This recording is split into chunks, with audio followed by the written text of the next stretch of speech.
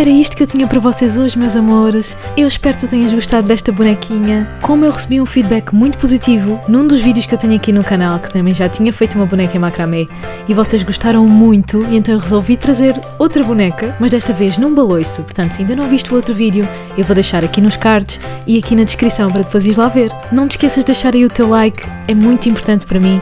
Inscreve-te aqui no canal se ainda não és inscrito e ativa o sininho, assim vais saber sempre quando eu publicar um vídeo novo. Obrigada a ti por teres ficado aqui até ao final. Um beijo muito grande, fiquem com Deus e até ao próximo vídeo. Tchau!